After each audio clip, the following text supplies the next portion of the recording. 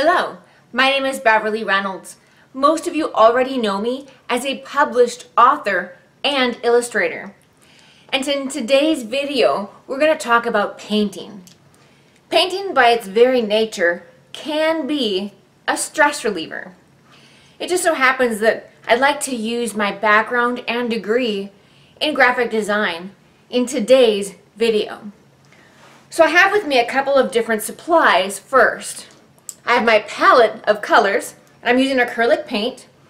I'm using a couple of different brands and colors. You can see I've got quite a wide range because I want to do a tropical landscape. And the colors aren't really as important as the brands. Not every single brand of paint, particularly acrylic, is created equal. Some of them are more watery in consistency. Others are not. One of my favorite brands can be found at Michael's Craft and Art Store.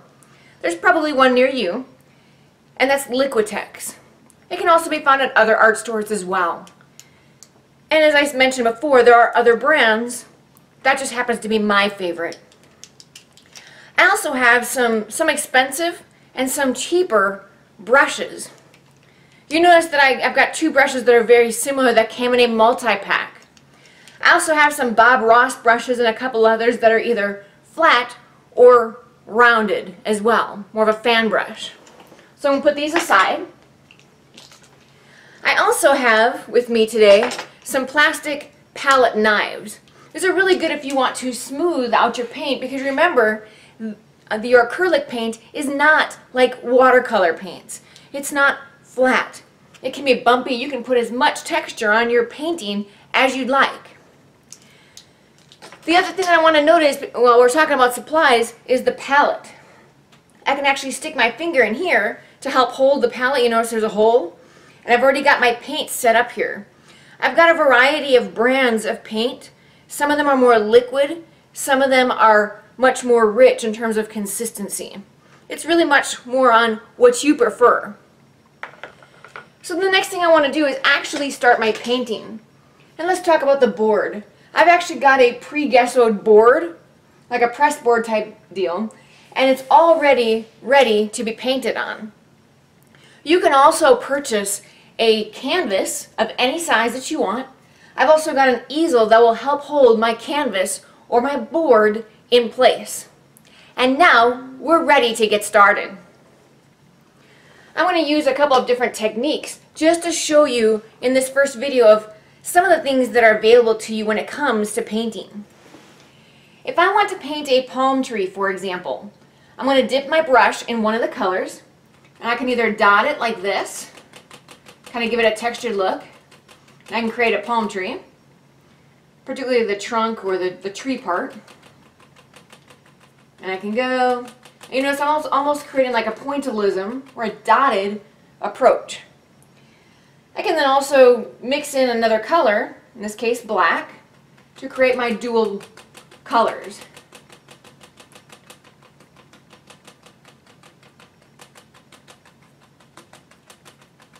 Okay, so now we've got the basis of our trunk. There's also something that you can do besides just straight up painting. You can mix your colors on the art palette as well. So if you want to have sort of a secondary or tertiary color, and you can do a variety of brush strokes. So in my case, I'm doing a palm tree, so I'm going to make this sweeping sort of motion. I'm going to keep doing that until I've got everything that I want on my canvas. Or in this case, my board, same thing.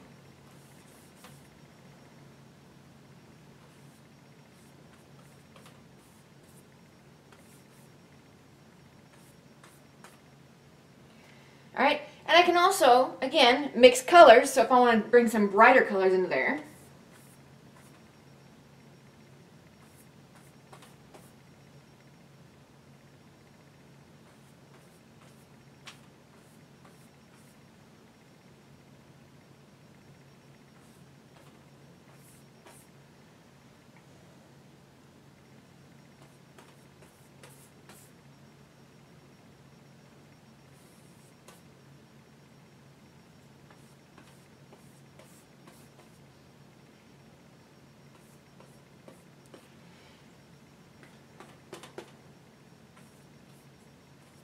And you notice how I'm layering things. So if I don't like the look, no problem. Wait till that dries and I can paint over that in pretty much any color that I'd like. So now I'm going to kind of take some of that excess paint off of my brush. I'm going to paint in a little bit watery or more watery consistency branded paint. I'm going to paint the water. And you notice I've got another kind of a brush stroke, kind of a wavy brush stroke. And the brand of paint that I'm using is called Craft Smart. So this one's just a little bit more liquidy, and it's often used for craft projects. I can also just, again, mix my paints together and create multiple colors. So I can either wait until this dries, or I can paint over a certain color to get another color. Okay, so you can kind of see how I'm creating that extra color.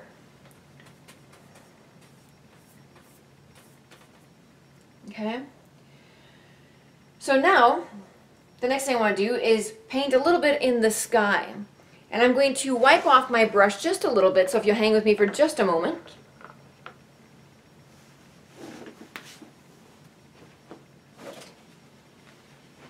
Again, taking the excess paint off of my brush. I could use water, could use a paint thinner to get the paint off my brush. Just depends on how much exactly you want to take off. And now I'm going to come in here, I'm going to do a little bit more of the sunset. And I could have painted my sunset first, it just depends on what I want to do and what order. And I can just really paint the sky. I'm going to paint all over.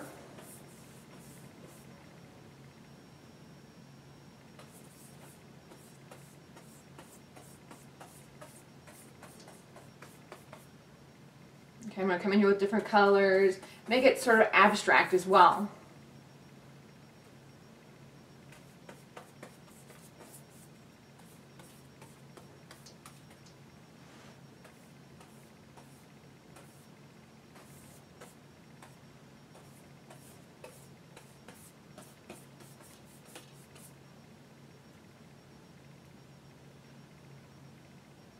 You want to make sure that as you're painting that you use some older clothes as well.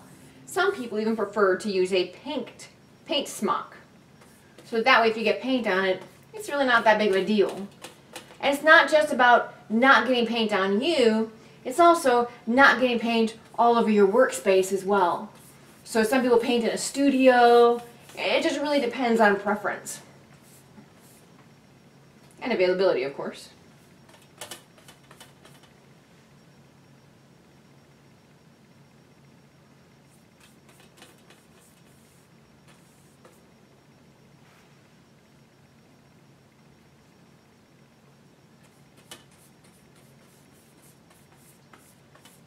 You can kind of see that I'm going for more of an abstract look for my painting.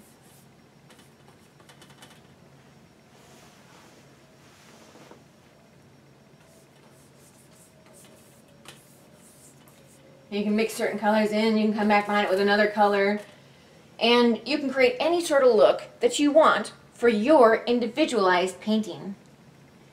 And now, I'm going to do something that's a little bit more unique. Because I am going for more of an abstract look, I can come in with a metallic color and give it an even more unique look.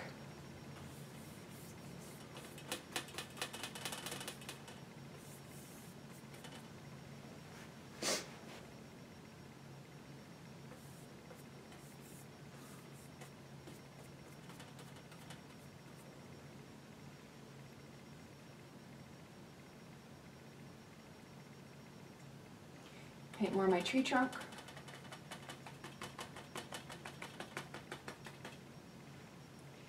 And we'll get some grass in here.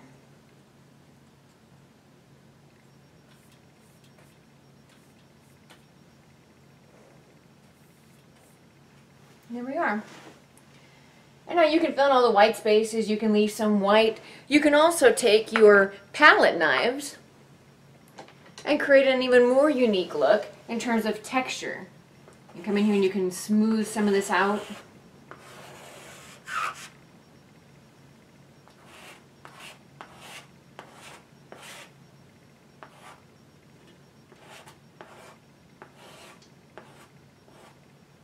thing about palette knives is you're going to get some excess, so you're going to want to have a place to put that.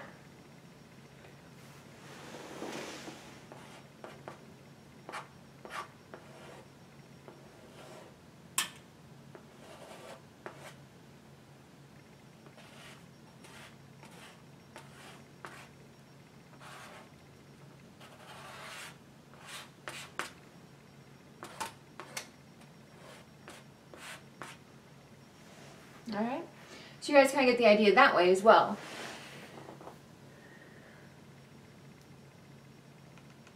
We'll lay those brushes down. You can see I've got a wide variety of texture, and then once I get done with my painting, whenever that is, there's a couple different ways that I can look at my painting as well. If it's truly abstract, then I can probably turn it multiple ways and see which way my painting looks best. In this case, I happen to like the way that I painted it. If you're not afraid of getting your hands a little bit dirty, you can cause texture, depending upon the brand of paint, by using your fingers. And that can also give you a different texture, as you can tell. You can smooth things in like this. You can get rid of your white space.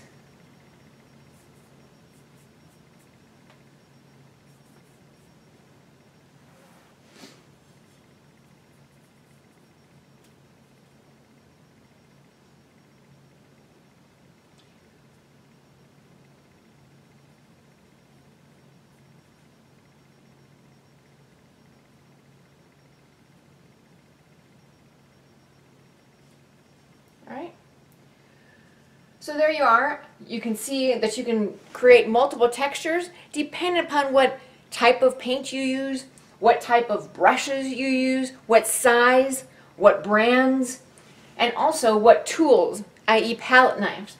Sometimes you can smooth things in with your fingers and create different looks, different textures, different color combinations.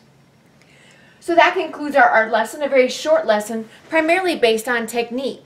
I hope that you've been able to learn a lot, and as always, please subscribe to my channel for future videos, and also give us a thumbs up as well. Thank you.